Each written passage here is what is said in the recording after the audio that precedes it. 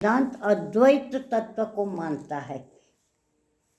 अनेक प्रकार के विधर्मियों का जो प्रभाव हुआ था, तो देश में जो थोड़ी विपरीत भावनाएं ज़्यादा फैल रही थी, अलग अलग धर्म उपज रहे थे, तब जाके शंकराचार्य ने इस अद्वैत की पैदल घूम के पूरे देश में चारों दिशा में मठ स्थापित करते हुए, सबके साथ चर्चा करते हुए, सबकी शंकाओं को दूर करते हुए इसके फिर अद्वैत सिद्धांत का प्रसार किया। माता जी जो हमारा वेद अद्वैत और द्वैत को एक बार समझाओ। अद्वैत दोनों को समझाओ। हाँ, अद्वैत मैंने जिसमें दूसरा कोई है नहीं, द्वैत नहीं है। द्वैत मैंने दो से ऊपर, दो से ज़्यादा जो है वो द्वैत है। ये जैसे अनेक दिख रहा है, मकान दिख रहा, पेड़ दिख रहा, सड़क दिख रही, खंभा दिख रहा, बिजली का बल्ब दिख रहा, तार दिख रहे, हाँ कितना है। पहले मेरा जाली दिख रही है, फिर बीच में जो आकाश दिख रहा उसको तो हम कभी गिनते ही नहीं। बहुत कुछ है, सूर्य का प्रकाश फैल रहा वो दिख रहा। तो ये सारा जो है वो कुछ नहीं, आकाशवत, आकाश से भी ज़्यादा सूक्ष्म आकाश, वो अद्वैत की स्थिति है।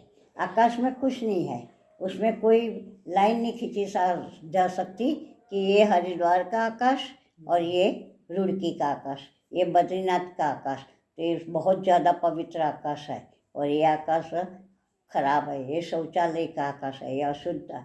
ऐसे नहीं होता। अद्वैत में अनंतता होती है, विभाजन संभव नहीं।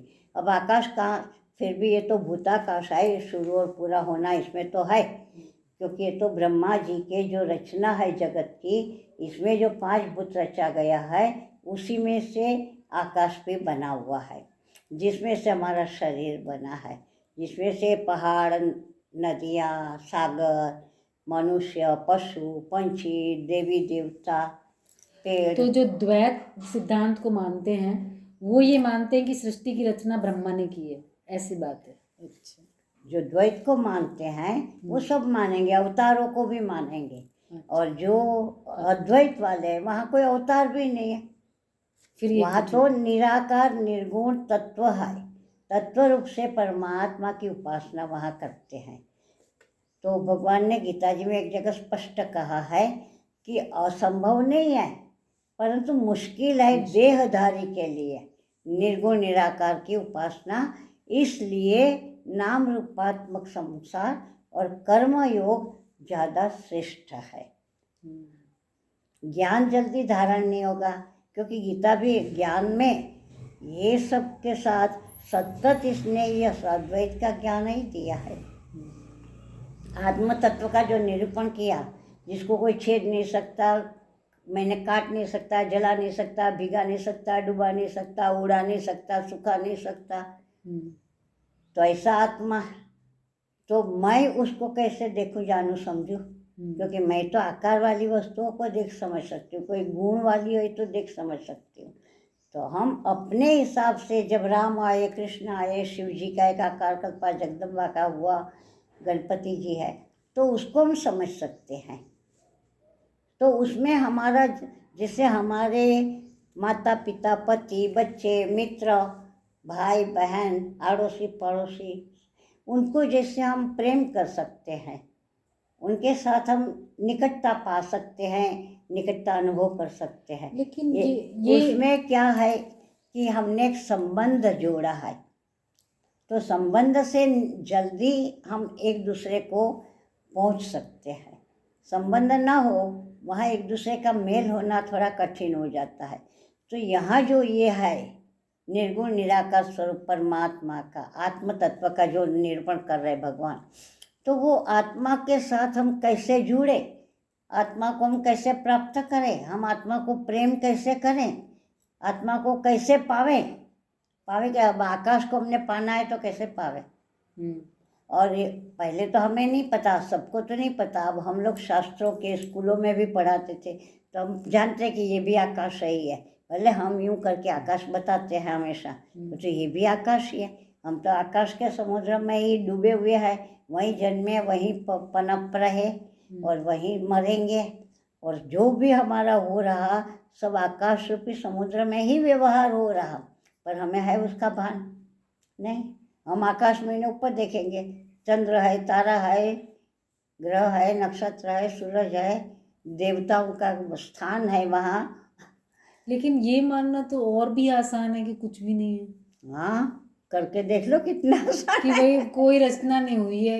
ये तो फिर अब तो ना पूजा करना, ना पाठ करना, ना वो भगवान। मानना आसान इसलिए नहीं है कि तू अपने आप को मिटा सकती है, क्योंकि वो कुछ नहीं है, मानने से चलेगा नहीं, तूर बनी रहेगी। तो एक को मिटाएगी, दूसरा घेरा तैयार हो जाएगा। अब तू तेरे बच्चों को, तेरे पति को, तेरी रसोई को, तेरे और मेहमानों को, तेरे वडील जो घर में, उन सबको नकार सकेगी? कुछ भी नहीं है करके। भगवान के आकार नहीं है मान लोगे, चलो जगत नहीं है मान लोगे, पर तेरा अपना जो छोटा सा संसार है वो नहीं है मान पाएगी। क्यों? क्योंकि ये देह है, इसको भूख लगेगी, इसको प्यास लगेगी, इसको गंदगी हो गई है, अब स्नान करना जरूरी है। ये सब मानना छोड़ पाएगी तो हो सकता है। मेरे मानने नहीं मानने से क्या होगा, क्योंकि प्यास लगेगी ही लगेगी, भूख लगेगी तो लगेगी। तू कैसे उसको देखेगी, कैसे करेगी बोल? अभी अभी गीता जी में हमने पढ़ा था, 20 लोग इकट्ठे थे, दो, याद है? 8वां 9वां, कौन सा वाला? नैव किंचित करोमीति युक्तो मन्येत तत्त्ववेत् पश्यन् शृण्वन् स्पशन् जिघ्नन् अश्नन् श्वसन् स्वपन्। हाँ, सब अपने आप ही हो रहा है। अपने आप इंद्रियां अपने विषयों में बरतती है, प्रकृति अपने आप बरतती है, और ये सारे प्रकृति में बने हुए हैं, प्रकृति के अधीन है। प्रकृति और प्रकृति में जो गुण है 3, वो गुण इनको चलाते हैं। मैं कुछ नहीं, न एव किंचित करोमि, मैं नहीं करता कुछ, ऐसी धारणा बनाना पड़ता है। पहले अपने आप को खत्म करना पड़ता है। जब तक मैं हूँ तो द्वैत तो रहेगा ही रहेगा, क्योंकि एक मैं, दूसरा कुछ भी नहीं है, वो दूसरा ही हुआ ना आखिर, वो एक तो नहीं हुआ। कुछ नहीं है कह दिया तो वो दूसरा ही हुआ ना। तो इसीलिए जब तक हम अपने आप का बाध नहीं कर पाएंगे, वेदांत में एक शब्द है बाध, बाध करना, नाश नहीं करना है। हम इसको आग में झोंक दे, समुद्र में डुबा दे, क्या करें, कैसे इसको हटावे? तो ऐसे कुछ नहीं करना है, मूर्खता। पर तुम मैं हूँ ही नहीं, ये शरीर मेरा नहीं है, न मैं शरीर हूँ, इसका एकदम ठोस निश्चय होना चाहिए। जैसा अभी तुम्हारा जो निश्चय है कि मैं प्रीति हूँ, अमुक की बेटी हूँ, अमुक की बहन हूँ, अमुक की पत्नी हूँ, अमुक की बहू हूँ, अमुक की माँ हूँ, अमुक की मित्र हूँ, ये सब निश्चय तुम्हारे एकदम, कोई हिला के भी पूछे एकदम गाढ़ी निद्रा में तो भी पता है कि मैं स्त्री हूँ, मैं मनुष्य हूँ। अरे अरे अरे, एक प्रश्न आ गया है, सब पूछ रहे कि तू मनुष्य है कि गधा है। अरे क्या बात करते हैं, मैं मनुष्य हूँ। वो निश्चय सोच है। और कुछ पूछेंगे कि अरे तेरा वो सर्टिफिकेट, मैं देखती हूँ, सोच के बताती हूँ, पर इसके लिए मनुष्य हो कि गधा हो सोचना है नहीं। वो कितना दृढ़ है, हमारे जन्मांतरों का हिसाब है कि मैं कौन हूँ, वो जन्म के साथ ही उसके अंदर पनपना शुरू हो जाता है, वो पिरोया हुआ ही आया है। तो वो जब आधार वहाँ बना रहेगा, जड़ बनी रहेगी, तो कितने भी वृक्ष की डालियाँ काटो वो तो फिर पनप जाएगी, क्योंकि जड़ पड़ी है। तो ये मैं का नाश न हो तब तक द्वैत का असंभवता नहीं हो बन पाएगी हमारे से, कि द्वैत है ही नहीं। ये सिद्धांत जो वेदांत बताता है हमें, आत्म तत्व का हमें ज्ञान दिया है, गीता जी में भगवान ने कितना स्पष्ट दिया है ज्ञान, और शरीर के लिए भी कह दिया कि ये शरीर का तो मृत्यु होती है, शरीर को कोई तलवार से काट दे या भाले से छेद दे या कुछ आग लग जाए, कुछ भी हो सकता है, परंतु शरीर में शरीर वाला जो है उसका नाश नहीं होता। देही नित्यम अवध्योयम देहे सर्वस्य भारत, देह के बीच जो देही है, जैसे घर में गृह है, गृह में रहने वाला गृहस्थ है, घर में रहने वाला घरवाला, तो इसी प्रकार देह में रहने वाला देही, गृह वाला गृही, धन वाला धनी, दरिद्रता वाला दरिद्री, रोग वाला रोगी। इस प्रकार से जैसे परिचय हमें दिया जाता है, समझ दी जाती है, वैसे भगवान स्पष्ट कह रहे कि इस देह में रहने वाला जो देही है नित्यम अवध्योयम, इसका कोई बाल भी बांका नहीं कर सकता। पहले वर्णन कर दिया ना कि न जला सकता है, न डुबा सकता है आदि, और फिर आगे ये भी किया कि तुम मानते हो कि हम बड़े चतुर है तो हम पा लेंगे, तो वो मन बुद्धि की पकड़ में नहीं आता। अचिंत्योयम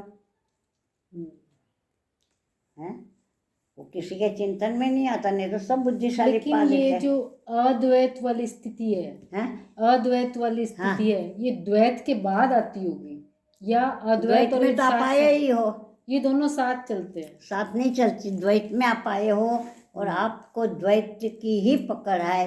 अद्वैत कोई वस्तु है, ये तो अब तुमने सत्संग में आने के सुना, इतने सालों में आपको पता ही नहीं कि द्वैत के विरोधी भी है, अद्वैत है। जैसे और द्वंद आपको सारे पता है, दिन रात, ऊपर नीचे, काला गोरा, हाँ, मैं तो परंतु ये द्वैत का दूसरा है अद्वैत, ये तो कभी पता ही नहीं था। इतने सारी जो सत्संग में, वो भी वेदांत का सत्संग श्रवण करेगा, उन्हीं को सिर्फ ये द्वंद का पता है कि इसका भी जोड़ा है, द्वैत का भी। द्वैत शब्द भी नहीं पता, कितनों ने सुना होगा द्वैत शब्द? नहीं सुनते द्वैत। एक तो ये द्वैत अद्वैत निर्गुण सगुण हो गया क्या, या ये अलग चीज है एकदम टोटल? हाँ, ये निर्गुण है, निराकार है, निरालंब है, उसको किसी का आलंबन नहीं है। और जो सगुण है, द्वैत वाला है, उसको किसी न किसी का आलंबन है। इसमें जो रह रहा है उसको इस देह का आलंबन है। देह के माध्यम से जीवात्मा अपना मन मानी कर लेता है। ये मन बुद्धि प्रकट होते हुए से भासते हैं, वैसे हम देखा किसी ने नहीं। जो संकल्प उठता है, निश्चय होता है, तो पता है कि इस शरीर में मन बुद्धि है। तो सूक्ष्म होने से वो और कहाँ रहता है मन बुद्धि? तो कोई कहेंगे मस्तिष्क में है, ऐसे नहीं है। हमारे एड़ी से चोटी तक मन व्यापा हुआ है। अगर मस्तिष्क में ही रहता तो पैर में कांटा चुभता है, उसी क्षण कैसे पता चल जाता। और कितनी तेज गति से सारा संपन्न होता है। उसी क्षण हाथ को हुक्म मिल जाता है, उसी क्षण पैर ऊंचा उठ जाता है और हाथ ढूंढ के कांटा निकालता है। आंख देखने को आ जाती, बैटरी डालने, कितनी तेज गति है। और लगा है कांटा पैर में, तो वो चमड़ी ने कितनी तेज गति से, क्या मन ने सबको हुक्म पहुंचा दिया। ये मन ने किया या बुद्धि ने किया? मन ने। ये मन संकल्प विकल्प, मन कहो बुद्धि कहो, जो भी, जब निश्चय कर लेते हैं, मन को पता चला, वह बुद्धि निश्चय किया, निकालो जल्दी, पैर दबाना नहीं तो अंदर ज्यादा चला जाएगा। ये निश्चय बुद्धि का था और सब हाथ पैर सब काम में लग गए। तो इसी प्रकार से द्वैत अद्वैत जो है वो हमारे सामने वेदांत स्पष्टता लाता है। हमारे जीवन का एक दरवाजा, एक कमरा बिल्कुल बंद पड़ा था, जिसका हमें पता ही नहीं। इस द्वैत में जब हम आगे बढ़ेंगे तो हमें अद्वैत का अनुभव स्वतः हो जाएगा, स्वतः ज्ञान होगा। पहले तो शाब्दिक ज्ञान होगा, शास्त्र के माध्यम से श्रवण ज्ञान होगा। श्रवण करते करते आप जो सोचोगे कि कुछ तो सच्चाई लग रही है, क्योंकि मैं सो जाता हूँ तो मैं कहाँ रहता हूँ, न द्वैत का पता न अद्वैत का पता, मैं रहता ही नहीं, कौन जाने इसको। और जो परमात्मा है उसका जो वर्णन करते हैं कुछ तो ये, क्योंकि नाम रूप वाला तो आते हैं, दर्शन देते हैं या आशीर्वाद देते हैं, वरदान देते हैं और चले जाते हैं। तो सतत परमात्मा एक क्षण के लिए भी ओझल नहीं होता, ऐसे जो शास्त्र कहता है, तो वो परमात्मा कैसा होना चाहिए। ये नाम रूप वाला तो आने जाने वाला होगा। तभी तो भगवान अर्जुन को स्पष्ट कहते हैं गीता जी में, तमेव शरणं गच्छ हृद्देशे अर्जुन तिष्ठति। जो तेरे हृदय देश में रह रहा है, तू उसकी शरण में जा, क्योंकि ये आने जाने वाला कृष्ण तो कभी होगा कभी नहीं होगा। तो ये जो बिल्कुल कुछ भी नहीं है ऐसा कहना वेदांत एक सत्य का हमारे सामने उद्घाटन करता है कि तुम भ्रम में रहोगे, द्वैत में रहोगे तो तुम्हारा पुनरावर्तन कभी नहीं रुक सकता। तो द्वैत में तो हम चल रहे हैं कि भगवान का ध्यान पूजा ये सब करें, अद्वैत में काम करना भगवान करता है। जो अद्वैत में अद्वैत हमको में काम ही खींचेगा। कहाँ रहा, किसके लिए काम करें? हाँ, तो वो जो अद्वैत वाली स्थिति है वो भगवान की दी हुई रहती है, फिर उसमें हम भगवान तो कुछ से एक हो गया। अच्छा, अद्वैत में मैं रहा ही नहीं, हाँ। मैं बना रहूँगा और भगवान को पाना समझना चाहूँगा तब तक द्वैत में रहूँगा मैं, क्योंकि पाना समझना शरीर से पाना है, समझना अपना मन बुद्धि से है, तो मेरा तो सब कुछ बना है, तो अद्वैत कहाँ हुआ? हो ही नहीं सकता। जब मैं अपने आप को ख़त्म कर दूँ कि मैं ही नहीं हूँ तब जाके अद्वैत प्रकट होवे ना। जब रात्रि को सो जाते हैं तो अद्वैत ही तो होता है, पता है कि मैं हूँ या मैं कौन हूँ या मैं कहाँ सोया हूँ। जागने के बाद तो कितना अहम होता है, अरे मैं कौन, आप लोग जानते नहीं मैं कौन हूँ। परंतु सो जाते हैं तो चाहे राजा हो चाहे रंक हो, चाहे बहुत बढ़िया गद्दों पे पलंगों पे सोया हो और एक फुटपाथ पर यूं ही पत्थर पे पड़ा है, सो गया तो दोनों बराबर है। मर जाएंगे तो एक को चाहे चंदन की लकड़ियाँ सुगंधी ये वो सब होगा तेल आदि, एक को ऐसे ही फूंक दिया जाएगा, परंतु दोनों को फूंका ही जाएगा। दोनों की जो बचेगी वो राख ही होगी, उसमें कोई फर्क नहीं होगा, उस राख में फर्क नहीं होगा। वहाँ जाके दोनों का अद्वैत हो गया। शरीर था तब तक द्वैत था, संसार की सत्यता मानी तो हाँ उसको तो चंदन की लकड़ियाँ हैं, सुगंधी तेल है, और यहाँ ये तो ऐसे ही था, तो फर्क कुछ नहीं होगा। जलने पे राख दोनों की एक सी होगी। तो ये जो वेदांत हमें एक सत्य दर्शन करवाता है वो धारण नहीं होता सबसे। मैं ना रहूं तो किसको पाना है? फिर भगवान मिल भी गए तो मुझे क्या सुख, मुझे क्या आनंद उसका कि हाँ मैंने भगवान को पाए। लेकिन ये मीरा वगैरह इन सबको तो द्वैत में ही मिले हैं ना भगवान।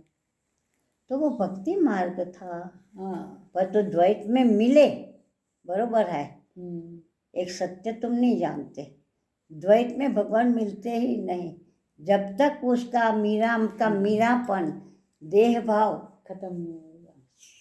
बिल्कुल खत्म नहीं हुआ तब तक वो भगवान से कहाँ से मिलेगी।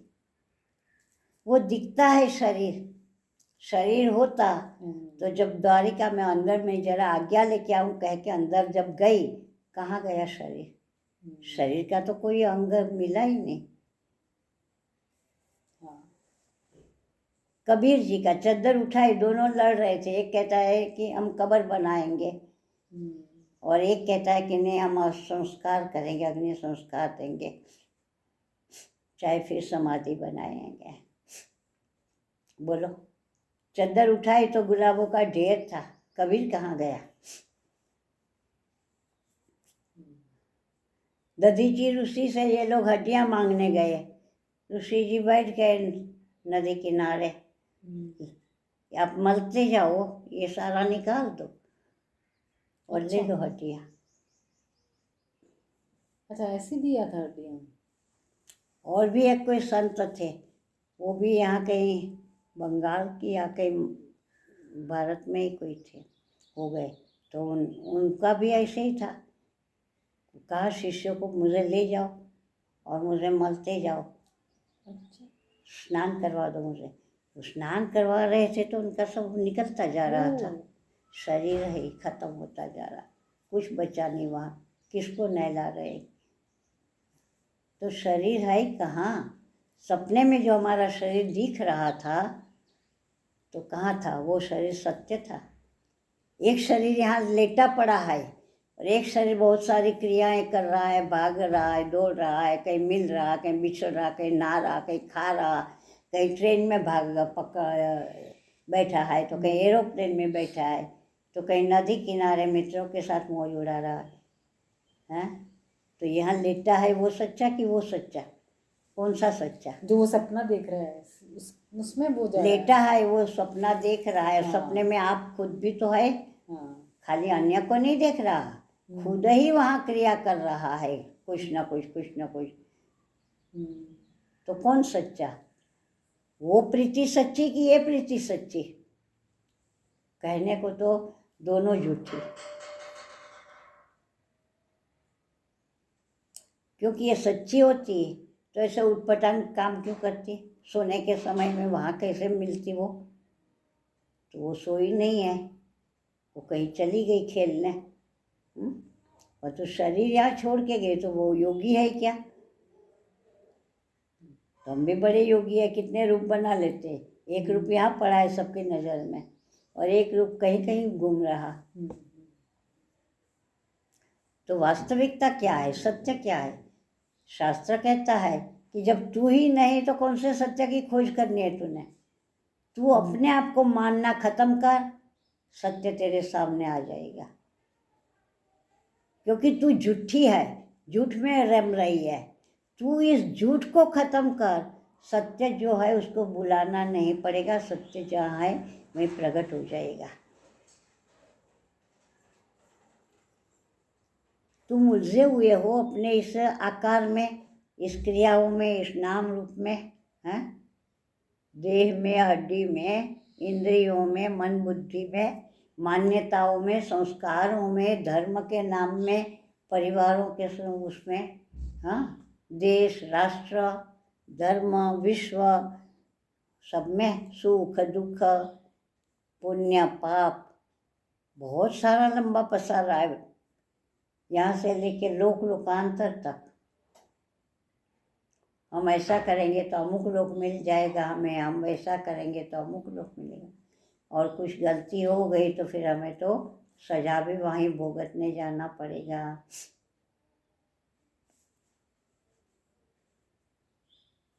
तो ये जो सारा है वेदांत जिसको कहते हैं, वहाँ वो एक अखंड निराकार निर्गुण अनंत सत्ता है, वो कहीं पूरी नहीं होती है, कहीं से शुरू नहीं होती है। कहाँ से शुरू हो रहा है? ये आकाश ही ले लो, मान लो एक आकाश कहाँ से शुरू हो रहा और कहाँ पूरा हो रहा? ये तो हमारे को, हालांकि ये शुरू भी हो रहा, पूरा भी हो रहा, क्योंकि ये इस सृष्टि का है, ब्रह्मा की रचना का एक अंश है, तो उसका तो शुरू होना पूरा होना है। ब्रह्मा जी जब प्रलय होगा, ब्रह्मा जी की आयु पूरी होगी, तब ये आकाश नहीं रहेगा। दूसरी सृष्टि कोई होगी, ब्रह्मा जी कोई दूसरा होगा, तो उनका आकाश अलग होगा, उनके सूरज चांद अलग होंगे, उनके आकाश में उनकी व्यवस्था होगी, उनका पाताल, उनकी धरती, वो किस प्रकार की सृष्टि बनाते हैं, उनकी मर्जी।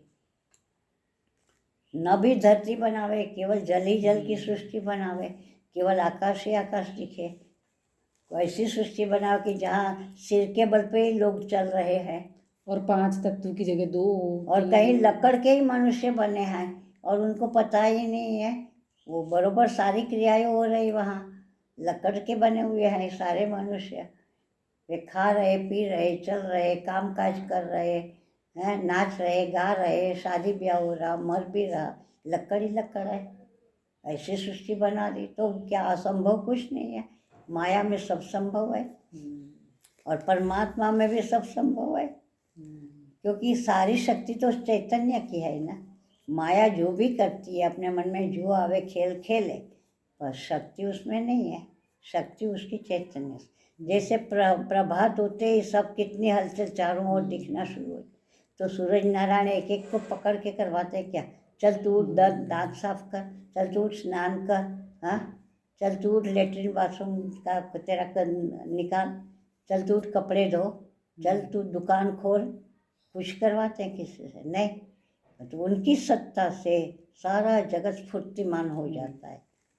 तो ऐसे ही उस ब्रह्म की सत्ता से सब स्फूर्तिवान है, और स्फूर्ति उसके स्वभाव में है, इसीलिए ये मन संकल्प विकल्प करता है, ये चित्त सोचता विचारता है, और ये जीव बन गया। अहम अस्मि का जो स्फुरण हुआ, तो स्फुरना उस चैतन्य का स्वभाव है। वो स्फुरित हुआ, अहम अस्मि कहने लग गया। जो खालस चैतन्य है, वो जब यहाँ इससे टकरा के चेतनवान हुआ, अहम अस्मि कहने लग गया। तो चेतन में क्रिया है, चैतन्य मन में। चेतन में कर्म है, मन है, बुद्धि है, शरीर है, संसार है, धरती है, आकाश है, पर बहुत कुछ चैतन्य है। में नहीं है, चैतन्य में कुछ नहीं है। कुछ नहीं। आकाश में कौन सी क्रिया है, आकाश में कौन संबंध है, आकाश में कौन कर्तव्य है? तो ये तो आकाशों से परे परे का आकाश है। ये आकाश जो हम देख रहे हैं, वो तो भूताकाश है, अच्छा। बरोबर। और इसका चिंतन कौन करता है? हम, हमारा मन, हमारा चित्त। तो हमारा चित्त इससे बड़ा हो गया ना, इसके भीतर में ये आकाश है। आकाश हमारी कल्पना में है, ये भूताकाश। ये ज्ञान तो जो शास्त्र श्रवण करता है उनको है, नहीं तो उनके लिए तो ये एक ही आकाश है। पर तो ये आकाश हमारे मन के अंदर है, तो हमारा मनाकाश कहो, चित्ताकाश कहो, वो बड़ा हुआ कि नहीं? ये उसके अंदर है। और वो जो मनाकाश है, उसके ऊपर और आत्माकाश, चिदाकाश, जो चैतन्य तत्व है, परमाकाश। तो और 2 पटल ऊपर जाना है ना हमने। तो सूक्ष्म से भी सूक्ष्म है परमाकाश, और परमाकाश से आगे कुछ नहीं है। वो जाओ जितना जाओ ये, क्योंकि अनंत है, उसका न ओर न छोर। वो कहीं से शुरू हुआ कहीं समाप्त हुआ, संभव नहीं है उसमें। और तुम जाते जाते तुम बचोगे ही नहीं, तो उसका नाप तोल कौन लेना? कितना अनंत है तुम कैसे जानोगे? हैं? संत जन उदाहरण देते हैं कि नमक की पुतली समुद्र की थाल लेने गई, खत्म हो गई, वो समुद्र से एक हो गई। अच्छा, वो एक हो सकते, तो यही उसको जानने की कोशिश करने वाला ब्रह्म स्वरूप हो सकता है। ब्रह्म को जान नहीं सकता, क्योंकि जानने की प्रक्रिया जो है वो मन बुद्धि की है। तो हम क्या कोशिश कर रहे हैं? हम कोशिश छोड़ दें, नहीं, हम जैसे सारी कोशिशें छोड़ दो। जब कुछ नहीं रहेगा, तुम्हें शांति कब मिली? जब गाढ़ नींद आ गई, जिसमें बच्चे को दबा के रखा था छाती से, उसको छोड़ दिया, चाबी पकड़ के रखी थी वो छूट गई, तब नींद आई ना। अगर बच्चा है तो अब थोड़ा दूर हो जा भाई, बहुत प्यार कर लिया, मेरे को ऐसे नींद नहीं आएगी। तो जब सब छूट जाता है, कोई काम नहीं, अब चलो सो जाओ सब। काम याद रखोगे तो सोना नहीं होगा। माता जी जैसे तो गाढ़ नींद में क्या रहता है? अरे स्वयं ही नहीं रहता तो और क्या रहता है, कौन जाने। वो स्थिति तो इन्हीं से आएगी ना। वही स्थिति है समाधि की, परम समाधि, जो जिसमें कुछ नहीं रहता कि मैं समाधि करने वाला हूँ और मैं परम तत्व के जानना चाहता हूँ, इसका ध्यान कर रहा हूँ, मैं समाधि में उसको देखना चाहता हूँ। किसको देखोगे? तो द्वैत बना रहेगा, एक देखने वाला और दिखने में आने वाला, और एक देखने की क्रिया, तो त्रिपुटी रहेगी। तो संसार ही रहा फिर। नहीं, तो जो हम देखना मतलब हम जिसके लिए प्रयास रहते हैं, हमको भगवान ने मनुष्य बना दिया कि तेरा उद्धार होगा, तू उद्धार कर अपना। तो उद्धार तो नाम रूपात्मक द्वैत में है, जगत में है। किसी गांव में है, किसी माता पिता से जन्म लिया, किसी को पहले वरदान दिया था, इसने तप किया कहीं, कितनी तो उसके सारी लिए चीजें हमको हैं। हाँ ये सब तो करना पड़ेगा ना। नहीं करना पड़ेगा, जो मन में आवे वो नहीं है, बस इसके सिवा कुछ नहीं करना। जो मन में विचार आवे नहीं है, जो आकार मन में आवे नहीं है, जो क्रिया मन पसंद करे वो नहीं है, जो पाने की कुछ जंखना है वो नहीं है। तो उसको फिर कैसे पाया जाएगा? वहाँ करके देख, फिर पता चलेगा कैसे पाए। जब पाने वाली नहीं रहेगी तो जो स्वयं ही स्वयं रहेगा वो आनंद परमानंद है। जब ब्रह्म स्वरूप से एक हो जाओगे तो पाना किसको रहा तो माता जी फिर तो जो नास्तिक लोग हैं वो ज़्यादा करीब है भगवान के। है, पर वो मानते ही कहाँ है कि करीबी का आनंद लेवे। हाँ, वो तो विरोध करते हैं। वो मानते ही नहीं, और वो न मानना भी उनका एक बंधन बन जाता है ना, एक आड़ बन जाती है पहाड़ की तरह। अहंकार की मैं न मानना, इस भाव से न माने कि परमात्मा एक अद्वैत है, ब्रह्म तत्व में दूसरा कुछ है ही नहीं, तो मैं कहाँ से आई? उसको ढूंढने वाली, खोजने वाली, उसको पाने की इच्छा करने वाली। पहले मैं को तो देखूं कि मैं हूँ कौन, मैं कोई हूँ, अलग हूँ, तो मैं उसके पास जाने की इच्छा करूं। जब शास्त्र मना करता है कि तू स्वयं नहीं है, तू अपने आप को देह रूप मानती है, तो देह तो कल्पित है, देह इस संसार में है, और संसार एक स्वप्न मात्र है। किसका? ब्रह्मा जी का। ब्रह्मा जी का मनोराज है ये पूरा संसार। तो मनोराज की सत्ता क्या होती है? कुछ नहीं।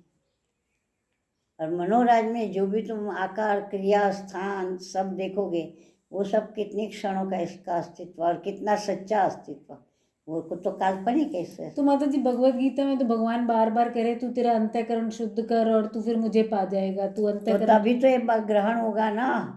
तो अंतःकरण अभी तो संसार को ही पकड़ना है, हाँ, तो छोड़ अंतःकरण नहीं पा रहा। तो अंतःकरण जब शुद्ध होगा, निष्काम कर्म से चित्त की शुद्धि होगी, निष्काम कर्म करोगे ना, तब जो भी भक्ति ध्यान करोगे वो अपने लिए नहीं, वो भी अपने लिए नहीं, वो भी परमात्मा। तेरा ध्यान किया, तेरे को अर्पण भाई, मुझे कुछ नहीं चाहिए उस ध्यान के बदले में। तो हम तो ध्यान के बदले में कुछ चाहिए, तो वो ध्यान नहीं होता है।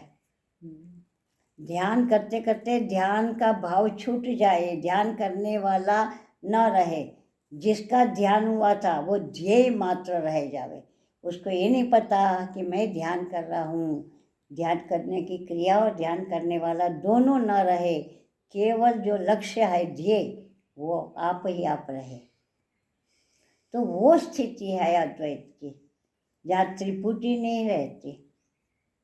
और जब तक हम अपने आप को मानना बंद नहीं करेंगे, मैं हूँ ही नहीं, मुझे किस बात की चिंता कि मुझे इसको पाना है, ये जीवन सफल करना है, वो करना है, ऐसे नहीं तो मर जाऊंगा खा पी के, तो मेरा मनुष्यत्व किस काम का।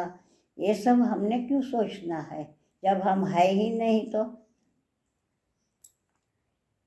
तो ये कोई एक दो दिन में तो होगा नहीं। तो फिर हमारे और लिए ऐसे ऐसे जो प्रसंग है निद्रा आदि के, बेहोशी आदि के, उसमें हम नहीं रहते, ये भी हमें स्पष्ट हो गया है। अब हम नहीं हैं, इसको हमने अपने आप से स्वीकार करके बैठ जाना है। तो जब तक आप स्वीकार नहीं करोगे तो इसको सत्य का अनुभव कैसे पाओगे? तो फिर हमारे लिए इतने नियम क्यों बनाए कि तो ऐसे इसीलिए करो, ना ऐसे कि करो? ये कहा, अभी देखो ये जो नियम तूने सुने, थोड़ा अद्वैत तत्व का सुना, हाँ, आत्मा का स्वरूप गीता जी में भी सुना, अभी भी सुना, कि तो कहाँ स्वीकार हो रहा? इसीलिए नियम ये सारे ना दंड उठ बैठक करते हैं ना। कभी बच्चों को कुछ गलती होती है तो स्कूल में करवाते हैं ना, 100 बार दंड बैठक करो।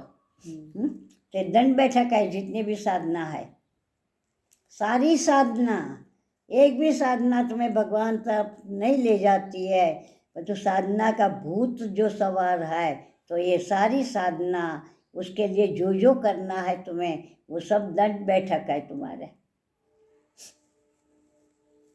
जब कुछ है ही नहीं है तो किसको खोज रहे? जब कुछ है ही नहीं तो किसको मान रहे? अरे स्वयं ही नहीं है तो क्या फांफा मार रहे हो? राग छानने की बात है, परंतु जिस क्षण से मैं नहीं हूँ, कुछ नहीं है मानना शुरू हो जाएगा ना, उस समय से भरपूर हो जाएगा। क्योंकि कुछ नहीं है, नहीं है, यहाँ शून्य नहीं है, ये जगत है ही नहीं, ये तेरा मकान है ही नहीं। जैसे एक मकान को तू मैं कर रही है, ऐसे इस मकान को भी तू मैं कर रही है। ऐसे इसके बाहर और एक हरिद्वार मकान है, कहाँ है तेरा मकान? तो क्या हरिद्वार। अरे हरिद्वार कहाँ है? तो क्या उत्तराखंड। तो उत्तराखंड को मैं करेगी। और उत्तराखंड कहाँ है? भारत। तो भारत को मैं करेगी। हैं? भारत कहाँ है पूरा विश्व में?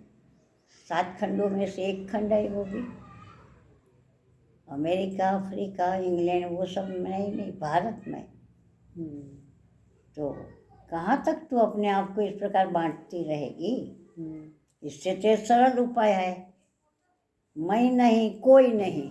आप मुआ पीछे डूब गई दुनिया। मैं मरूँ तो सुखी हो जाऊं, पर जीते जी मरे तो सुखी हो जाए। मर के तो फिर अपने कर्म के हिसाब से जाना पड़ेगा। जीते जी मर जाओ। जीते जी जो नहीं मर सका वो मर के क्या मरेगा? वो तो जन्मेगा पुनः पुनः पुनः पुनः। पुनरपि जननम पुनरपि मरणम पुनरपि जननी जठरे शयनम इह संसारे खलु दुस्तारे कृपया पारे पाहि मुरारे। वो तो मुरारी ही हमें उबार सकता है। उसकी शरण लेने की। तूने जो सिद्धांत हमारे सामने रखे, तूने जो आत्म तत्व का ज्ञान हमारे सामने रखा, अब इस ज्ञान को अंदर पसारना भी तेरा काम है। गोबर लाके को यहाँ ढेर कर देगा नहीं चलेगा भैया। गोबर से पूरा लिपन कर दे कमरे का, सुंदर सजा दे कमरे को गोबर से, और बगीची में डाल दे सारा खाद को, तो बगीची सज जाएगी सुंदर फूलों से, फलों से, सब्जियों से। ऐसे ढेर करने से नहीं चलेगा।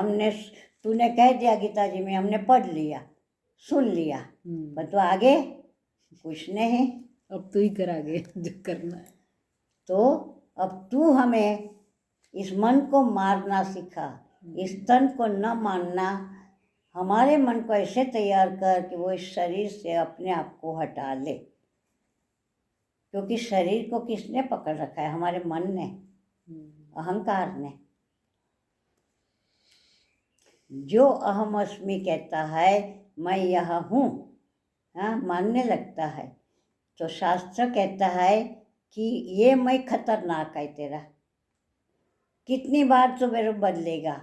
अभी इसको कह रहा है, दूसरी योनि में ऊँट बन गया तो इसको मैं कहेगा, हैं? और योनि में सांप बन गया तो तब सांप रूप को मैं कहेगा।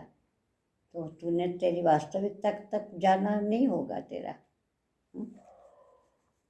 तो ये मैं खतरनाक है। शरीर को जो मैं माना, नाम रूप को मैं माना, तो क्या है? तो कि मैं हूँ ही नहीं, न और कुछ है।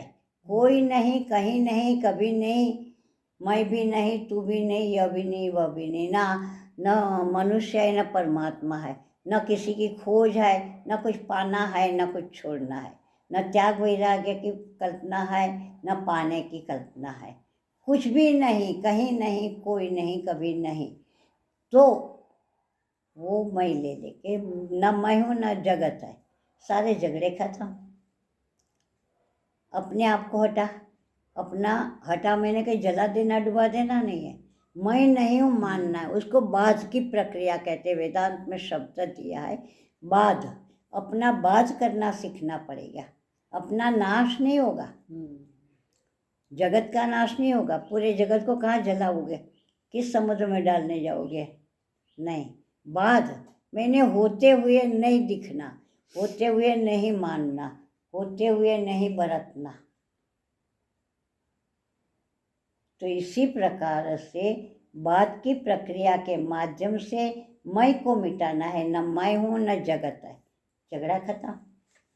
और जो है उसका बात कोई नहीं कर सकेगा, वो तो रहेगा आप ही आप। उसी में तुम कर रहे कल्पना सारी बात की प्रक्रिया, तो वो तो रहेगा। उसको बात करने वाला जन्मा कौन? तो ये एक मैं को मिटाओ, कुछ नहीं। या तो मैं को सर्वोपरि बना दो, जो कुछ है सो मैं हूँ। भगवान कहते हैं ना, जो कुछ है सो मैं हूँ। और फिर भी मैं कहीं नहीं। हैं? ये जितने भी है आकार, उस सबका पिता मैं हूँ और माता माया है। महद्योनि ब्रह्मा और मैं बीज प्रदह पिता। इसमें बीज का आधान करने वाला पिता मैं हूँ। बीज मैंने यहाँ क्या तो कि चैतन्य, चैतन्य का सत्ता, वो चेतनता जो माया में आरोपित होती है, माया बरतती है। ये तो माया तो मुर्दा है, जड़ है। इस चैतन्य से चेतनता पाके माया ही बरत रही है, और वो माया बरतते मेरी सत्ता से। जो कुछ हूँ, चींटी भी मैं हूँ और ब्रह्मा भी मैं हूँ, ब्रह्मलोक भी मैं हूँ और एक रोड़ा भी मैं हूँ, सागर भी मैं हूँ और हाथ में अंजलि भर के जो जल लिया वो भी मैं हूँ। इंद्र भी मैं हूँ, नाग भी मैं हूँ, हाँ, ब्रह्मा विष्णु महेश भी मैं ही हूँ, हाँ? क्षीर सागर भी मैं हूँ और ये तुम्हारे खारे समुद्र भी मैं हूँ। मैं ही नदी हूँ, मैं ही पहाड़ हूँ, मैं ही एक कण, एटम, अणु, रेत का अणु भी मैं हूँ, परमाणु भी मैं हूँ और ब्रह्मलोक तक का सारा विस्तार मैं हूँ। सूर्य बन के अग्नि गोला मैं बैठा हूँ, चंद्र बन के बर्फ गोला मैं बैठा हूँ, सबको जीवन दान दे रहा हूँ अमृत वर्षा करके। पुष्टि तत्व चंद्रमा से मिलता है सारी वनस्पति औषधियों को। हमारा धन धान, लेकिन इसमें तो माता जी थोड़ा सा अहम का प्रॉब्लम है कि ये मैं हूँ ये, लेकिन इसको नहीं होगा। सब कुछ मैं हूँ, तब किसके जाके आप अपनी बड़ाई बताओगे? बताओ। जब सब कुछ तुम हो, इंद्र भी तुम हो, ब्रह्मा भी तुम हो, विष्णु भी तुम हो, महेश भी तुम तो हो, आप चुप हो जाओगे। पूरा जो दिखता है, जो तुम्हारी कल्पना में आता है, जो तुमने शास्त्र से सुनते हो, संतों से सुनते हो, जो तुम कल्पना करके कुछ पाना चाहते हो, वो सारा का सारा तुम स्वयं हो। अब किसको पाना, कहाँ पहुँचना, क्या छोड़ना? जब तुम्हें तुम हो तो क्या छोड़ोगे, क्या पकड़ोगे? वो फिर इस भाव से तो कर्म योग और नदी सब सिद्ध हो बन के जाएगा। मैं ही बह रहा, समुद्र बन के मैं ही उछल रहा, खारा जल मैं ही दे रहा, हाँ, और नदी बन के मीठा जल से समुद्र में ही भर रहा। तो हम कर कैसे सकते हो? मैं ही इंद्र बन के त्रिलोकी का स्वामी बन के बैठा हूँ।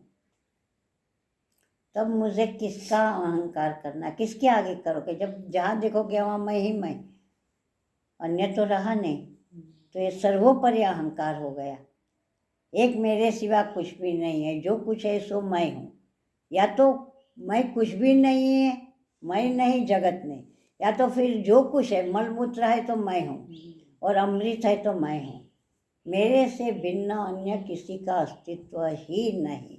इस प्रकार अपने को मैं करो तो आपको जो सरल लगता है, तो वो दूसरा मैं जो है सर्वोपरि, वो मानना मुश्किल लगता है। हमारे में जो लघुता ग्रंथियाँ देहधारी के हिसाब से परी है, उसमें वो सर्वोपरिता इतनी जल्दी नहीं मंजूर होगी। पर तो अपने को मिटाने की फिर भी साध सकते हो कुछ हद तक। मैं नहीं और जगत भी नहीं, मुझे क्या करना है, शेष रहा।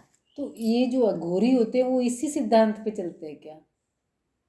उनका अपना अघोरी, अघोरी तो देह भाव वाले होते हैं, वो तो फिर लेकिन वो हर चीज को कुछ भी चीज से भस्म रूप मानते हैं। हाँ, वो किसी चीज से परहेज नहीं करते ना, वो आदमी को भी खा लेंगे वो परहेज नहीं करते, परंतु उस अपने कर्म में तो मानते ही है। वास्तविक अघोरीपन बहुत मुश्किल है, उसमें वो अपने आप बात करके शिव रूप से करते हैं सारा, इसीलिए उसके कर्म हमें घृणित भी लगेंगे कभी।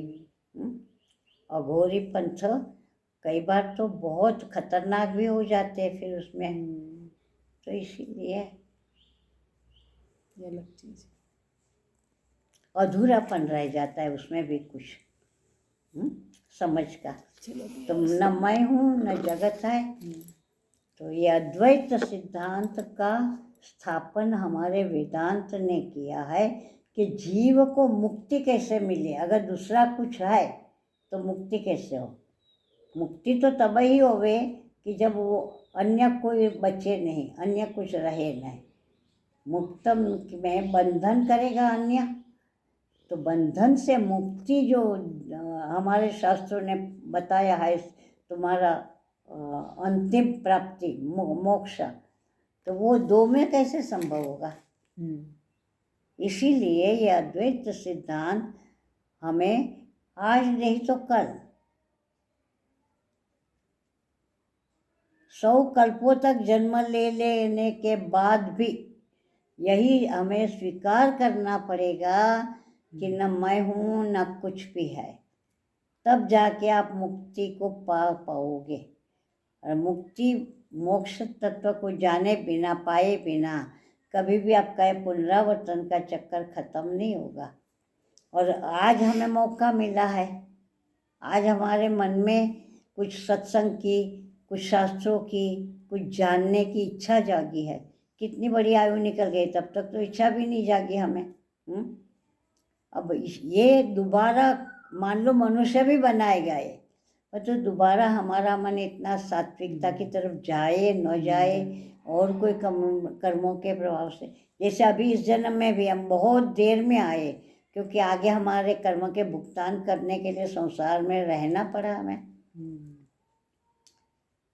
तो दोबारा मौका मिले न मिले हाथ में, ऐसे महापुरुष मिले न मिले, ऐसे उत्तम शास्त्रों का स्पर्श मिले न मिले, है ना। तो इसीलिए जागृत कर रहे वेदांत में अपने अंतिम लक्ष्य को पहुंचने के लिए।